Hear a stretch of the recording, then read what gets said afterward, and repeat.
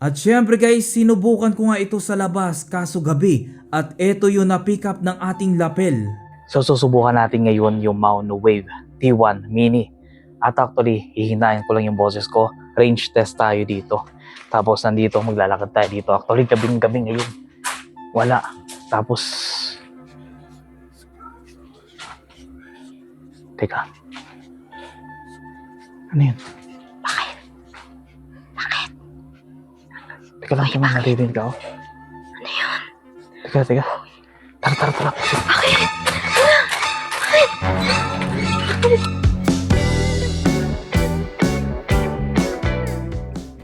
Kung naghahanap ka rin ng isang lapel na medyo maliit, eto na nga ang Maono T1 Mini. Na kung mapapansin nyo, medyo pangit yung audio natin ngayon. Pero gamit ito, makikita nyo yung diferensya. Gamitin natin ngayon. Eto na nga yung mic na sinasabi natin. Dahil nilalagay lang natin siya dito. Yan o. Plug mo lang sa damit mo at ayun, meron ka na ditong instant na mas maganda ditong audio. At the same time, pare-parehas dito yung audio kahit tumalikod ka pa. Kaya naman sa video na to, i-review na rin natin itong product na ito. Actually, for demo lang talaga yung video na to. Let's go, review na natin yan. Kasi kung papansinin nyo guys, sobrang liit lang talaga na ito at parang kasize niya lang talaga dito yung wireless headset mo or earbuds. At ito nga pala yung kanyang charging box. Na actually itong charging box niya ay meron ditong 30 hours na pwede niya i-charge dito yung lapel mo. Meron na rin itong LED para indicator. At sa loob niya makikita na natin dito yung dalawa ditong lapel at yung kanyang receiver. May mga variant ito guys, depende na rin sa inyo. Pwede ito sa iPhone, Android at actually, tinesting ko rin sa PC, gumana naman. Etong kinuha natin dito Type-C na pwede ito sa mga updated dito, yung mga bagong version dito na iPhone kasi Type-C na. Pero meron din itong Lightning version. Ang kagandahan dito sa unit na ito ay meron itong AI noise cancellation na may 4 levels na AI cancellation ito. Meron din ito hanggang 85 decibel na signal noise ratio, 32 decibel, 20 Hz to 20 kHz na frequency respond na crystal clear. Omnidirectional na nga ito kaya 360 dito yung sound na mapipick up niya. At syempre meron itong 6mm na condenser mic na may automatic volume limiting. Ito yung kagandahan dito, meron itong AI voice changer na susubukan natin dito. Actually, 4 na mode yun. Long battery life na nga siya kasi 6 hours ito bago malobat. At kapag nangyari yun, pwede mo naman siya ditong i-charge dito sa charging case niya. Meron kasi itong 30 hours. Kita nyo naman, compact dito yung design niya. At meron itong MFI certification. Na-certified nga ito na safe sa mga iPhone or iPad. Sobrang gaan lang nito dahil sa may 5.9 grams lang siya. At napakadali ditong suotin, ikiklik mo lang sa damit mo. Kung mapapansin mo may bottle itong lapel, pwede mo kasi itong double tap para mag-take ng picture or mag-record sa phone mo. Ito yung kanyang receiver, sobrang liit lang. Plug and play na yan guys. Kailangan mo lang dito ng software dito na Maono para nang sa ganon, ma-access mo yung mga ibang features niya. Available nga ito sa App Store at Google Play. Kapag naisalpak mo na nga ito sa cellphone, magiging green na dito yung connection niya. Ibig sabihin, perfect yung connection niya. Plug and play lang kumbaga. Dito sa app niya, makikita mo na rin dito yung battery percentage ng isang lapel. Nandito na rin lahat-lahat dito ng mga function niya kagaya dito ng mic gain na pwede mo itong i-adjust kung gusto mo dito medyo mapataas yung boses mo o medyo slight lang. Siyempre, meron itong noise reduction na susubukan na rin natin yan. Ngayon naman, susubukan naman natin dito yung noise cancellation ng ganitong product. Actually, ito, wala pang noise cancellation ito. Mapapansin nyo na medyo maingay ng konti. Ngayon, susubukan natin dito yung apply kasi actually may mga level kasi yan. Kaya naman, subukan muna natin itong first na noise cancellation niya. Ito yung una, moderate. Kasi ito, medyo filterin niya lang yung mga mahihinang noise. At actually guys, medyo mapapansin nyo, medyo tahimik na talaga. Ngayon mamaya, susubukan naman natin dito yung medyo susunod dito. Try naman natin dito para makita nyo naman yung diferensya ng boses natin. Kung magbabago din yung boses natin kasi actually, yung iba kasi may noise cancellation na babago din yung boses para naapektuhan. Kaya naman susubukan natin ngayon kung maapektuhan yung boses natin. Ngayon naman guys, eto naman yung strong.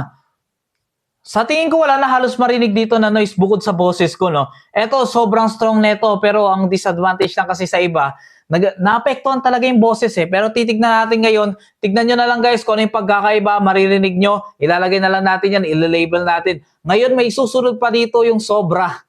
Eto isusunod natin. Eto, super strong na to. Try nga natin dito. kung naririnig, super strong na talaga to. Actually, para lang yun talaga sa noise cancellation. Actually, maririnig nyo talaga yun. Pero kasi mini-minimize na talaga dito yung mga background sounds, yung mga malalayo, yung tunog ng mga sasakyan. Malapit na kami dito sa sasakyan. What do you think? Nagbago rin ba yung boses natin dito? Naapektuhan ba dito ng noise cancellation? Kindly comment lang below. Of course, meron din itong voice enhancer. Susubukan na rin natin yan para makita nyo yung difference. Ngayon, susubukan naman natin dito yung voice niya. So dito muna tayo sa pinakababa. What do you think sa boses natin dito? Mic check, 1, 2, 3. Let's go! Try ulit natin yung mas mataas dito. Eto naman yung susunod sa kanya. May nagbago ba? Kindly comment down below. Ayan, mic check, 1, 2, 3. Ayan, ganun po yung style naman nito. Pero subukan naman natin dito yung mas mataas pa. Tignan natin yung mga pagkakaiba niya. Ngayon, ito naman warm. Tignan natin kung okay siya. What do you think guys? May pagkakaiba siya sa mga nasa baba niya? O halos pare-parehas lang din dito yung tunog ng boses ko? Tapos meron pa pala dito yung pinakalas. Yun yung gagamitin naman natin.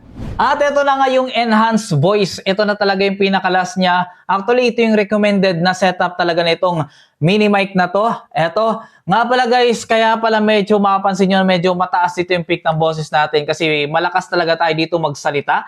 At the same time, para makita nyo naman dito kung gaano, kung i-adjust nyo pa ba yung gain niya dito. Pag masyadong malakas, kasi pwede mo naman i-adjust yan eh. Actually guys, nandito lang yung lapel natin dito para ma-monitor nyo na rin kung hindi masyadong maganda sa inyo yung tunog niya. Huwag nyo dito ilagay, siguro dito. Pwede naman kahit saan eh. Bahala na kayo dyan kung saan nyo ilalagay. Pero mas maganda kung huwag nyo ilagay doon sa medyo nagagalaw kasi para hindi rin ma-pick up dito yung noise. Kagaya nito, yan o. Pag masyado mo siyang nagagalaw na parang ganito, kaya yan, mapipick up niya talaga yung noise na yan. Di ba? Medyo masakit sa tenga. At nga pala itong phone speaker output, pwede mo kasing i-charge yung phone mo while using this. Of course, ito namang voice changer niya, meron ditong 4 na pagpipilian. Yung normal, uncle, goddess, at saka yung baby. Naipapakita na rin natin yung pagkakaiba niyan. For example, meron siya kasi ditong 4 dito na audio na pwede mong subukan. For example, dito, papalitan natin ito. First option. Kanina, yun yung first version dito ng sound natin, yung original voice talaga. Ngayon, ito naman yung may effect, uncle naman ang tawag dito. What do you think? Pwede mong ibahin kasi dito yung boses mo gamit itong Wave T1 Mini ng Mauno. Kaya naman subukan naman natin dito yung isa pa ditong effect na sound. Eto naman yung madalas ninyo mapakinggan dito. Alam ko, familiar sa inyo yung ganitong boses. At syempre, gagamitin natin ito kasi nakakakwela talaga ganitong boses, guys. Kaya naman meron ditong option up to 4. Yung una yung original version. Tapos may 3 talaga ditong voice changer. Ngayon susubukan naman natin yung susunod dito na voice changer na parang chipmunks. Last but not the least, ito naman yung voice changer natin dito na pinakahuli. What do you think ano sa mga voice changer natin dito yung mas the best sa inyo at mas magandang pakinggan? Kindly comment lang below guys. At syempre guys, sinubukan ko nga ito sa labas kaso gabi. At ito yung na-pick up ng ating lapel. So susubukan natin ngayon yung Mauno Wave T1 Mini. At actually, hihinayin ko lang yung boses ko. Range test tayo dito. Tapos nandito, maglalakad tayo dito. Actually, gabing-gabi ngayon. Wala. Tapos... Teka. Ano yun? Bakit? Teka lang, naman naririnig ako. Ano yun? Teka. Tara.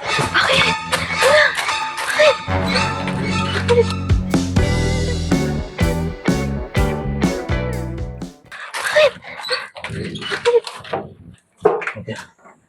Nice.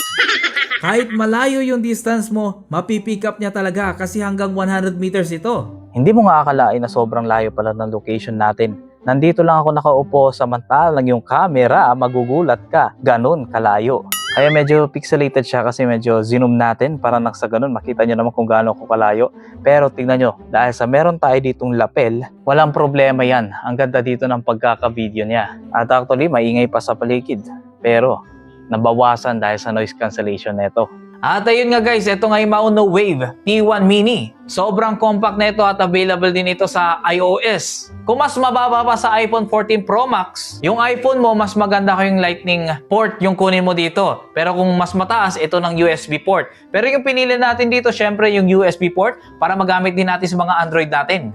Kaya mag-iwan nga pala tayo dito ng link sa description sa mga gustong umorder nito.